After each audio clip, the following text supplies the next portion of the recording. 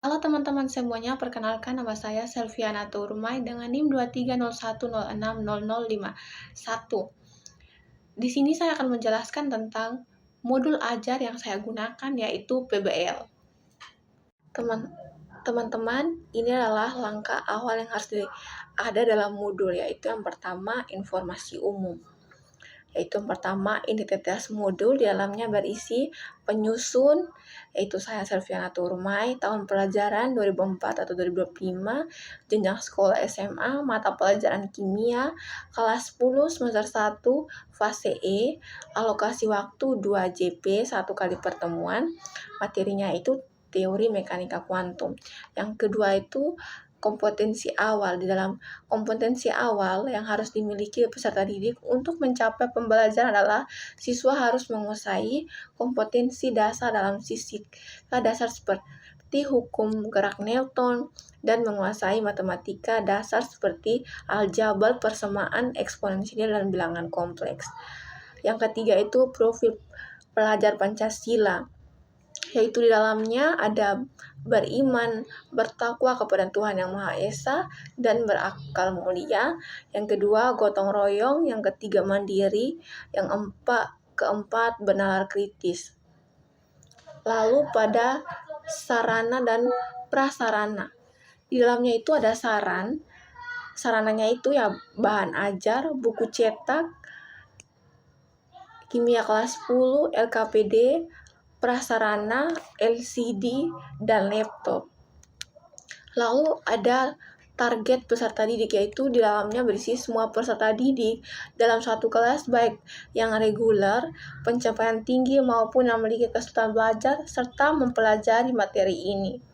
Lalu ada pendekatan model dan metode pembelajaran. Yang satu pendekatannya itu saintifik, yang kedua model pembelajaran project based learning, yang ketiga metode pembelajarannya itu ada ceramah, diskusi, demonstrasi, dan tanggung jawab. Yang kedua, kompetensi inti, di mana dalam kompetensi inti terdapat capaian pembelajaran. Dalam capaian pembelajaran, peserta didik memiliki kemampuan untuk menuliskan reaksi kimia dan menerapkan hukum-hukum dasar kimia, memahami struktur atom dan aplikasinya dalam nanoteknologinya. Lalu yang kedua, tujuan pembelajaran. Yang pertama, mampu memahami perkembangan model atom mekanika kuantum melalui diskusi dengan tepat. Yang kedua, mampu menghubungkan teori mekanika kuantum dengan struktur periodik unsur melalui PPT dengan penjelasan yang tepat. Yang ketiga, pemahaman bermakna, di mana siswa setelah mendapatkan materi ini, dia merasa materi ini bermakna. Nah, dia harus merasa bahwa mekanika kuantum adalah jendela menuju pemahaman terdalam tentang alam semesta yang mengubah cara kita melihat realitas, pengetahuan, dan teknologi. Terus pertanyaan pemantik, yang pertama itu bagaimana cara kalian menciptakan bom atau peledak. Yang kedua, bagaimana cara kalian menyentuh dan melihat awan elektron. Yang ketiga, bisakah manusia menciptakan elektron. Tujuan adanya pertanyaan pemantik yaitu untuk bagaimana siswa penasaran dan pertanyaan itu menantang untuk siswa bisa cari tahu dan penasaran tentang materi itu. Yang ketiga, kegiatan pembelajaran, di mana pertemuan pertama, teori mekanika kuantum dan bilangan kuantum, 1 kali pertemuan, 2 kali 40 menit. Kegiatan pendahuluannya itu 5 menit. Yang pertama, guru membuka pembelajaran dengan mengucapkan salam dan menanyakan kabar. Yang kedua, guru meminta siswa memeriksa kerapian diri dan kerapian kelas. Yang ketiga, guru mengajak siswa berdoa dipimpin oleh salah satu siswa. Siswa yang memimpin adalah siswa yang paling datang duluan ke sekolah pada hari itu. Dan yang keempat, guru mengecek kehadiran siswa. Yang kelima, guru melakukan apresiasi dengan menanyakan materi pembelajaran yaitu telah dipelajari sebelumnya, yaitu tentang kimia lingkungan. Yang keenam, guru memberikan pertanyaan pemantik, yaitu pertama, bagaimana cara kalian menyentuh dan melihat awan elektron? Yang kedua, bisakah manusia menciptakan elektron? Dan yang ketujuh, guru menjelaskan tujuan pembelajaran, kompetensi, literasi, dan karakter yang harus dicapai dan menyampaikan alur kegiatan pembelajaran. Kegiatan inti, guru memberikan pretest kepada peserta didik. Sintak PBL yaitu yang pertama, mengorientasi peserta didik pada masalah.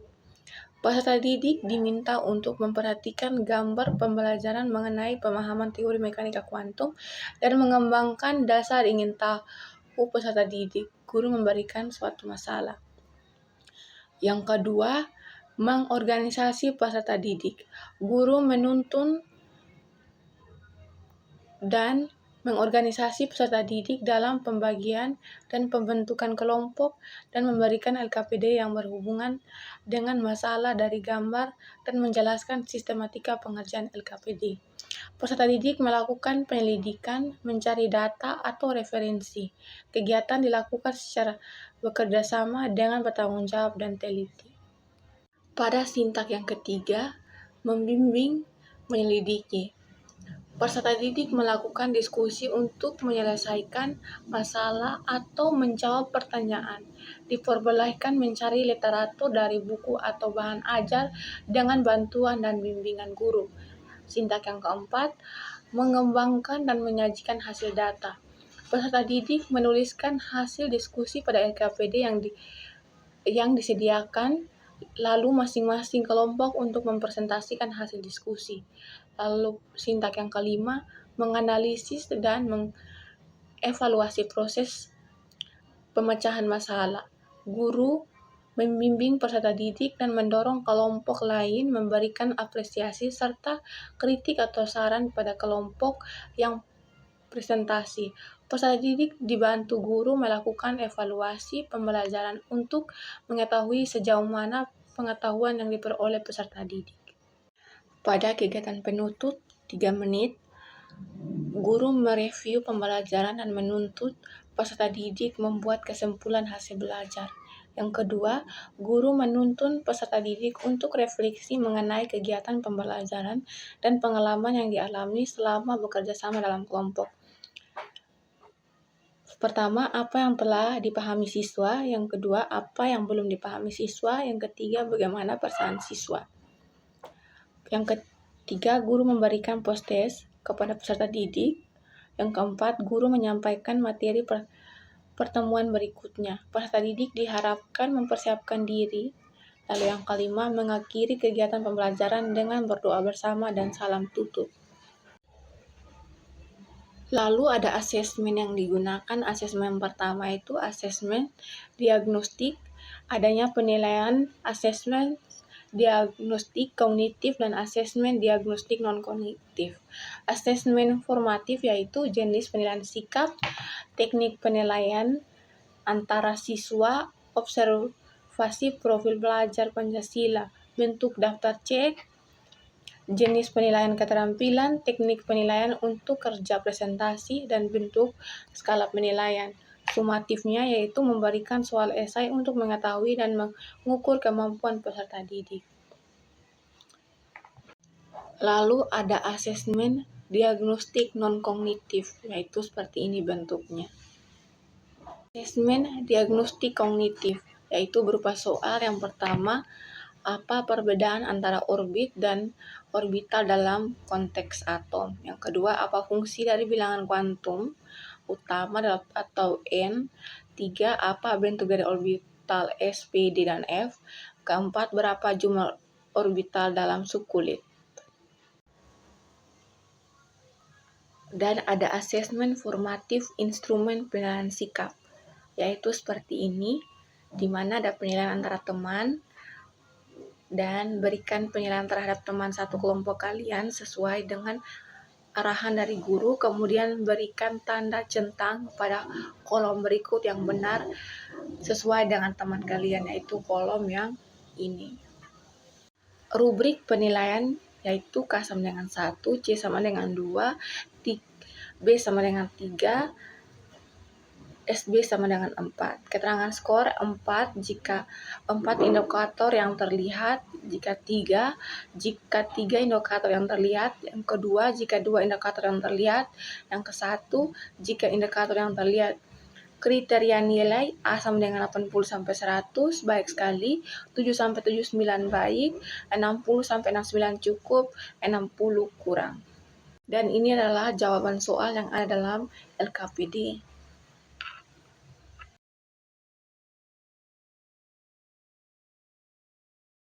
Dan ini adalah instrumen penilaian keterampilan, yaitu penilaian presentasi. Aspek yang dinilai yang pertama itu penguasaan materi, yaitu 4 sangat baik, di mana menunjukkan pemahaman penyeluruh mampu menjawab semua pertanyaan dengan tepat. Yang 3 baik memahami materi dengan baik, mampu menjawab sebagian besar pertanyaan.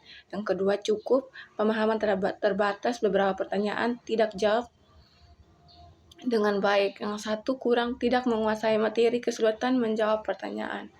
Dan yang penyampaian komunikasi, kalau poinnya 4, jelas, percaya diri, kontak mata baik, intonasi bervariasi dan menarik. Poinnya 3, cukup jelas dan percaya diri, kontak mata dan intonasi cukup baik. Yang poin yang kedua, kurang percaya diri, intonasi dan kontak mata kurang. Yang pertama, tidak jelas, terbata-bata, kontak mata dan intonasi sangat kurang. Struktur dan alurnya itu yang kalau poinnya 4, alur logis dan runtut, pembukaan dan penutup sangat jelas. Poin yang 3, alur cukup runtut, pembukaan dan penutup cukup jelas. Poinnya 2, alur kurang terstruktur, pembukaan, penutup kurang jelas. Poinnya 1, tidak runtut, pembukaan atau penutup tidak jelas atau tidak ada.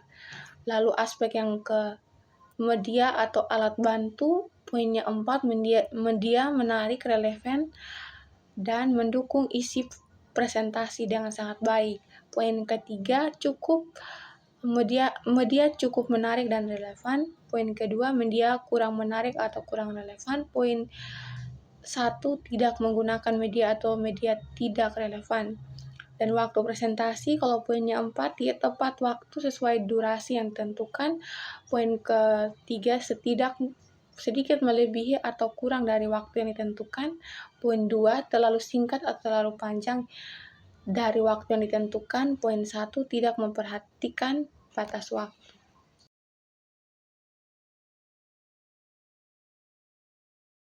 Dan ini adalah penentuan nilai akhir atau skor akhir. Untuk skor maksimal 40, skor akhir skor perolehan dibagi skor maksimal dikali dengan 100.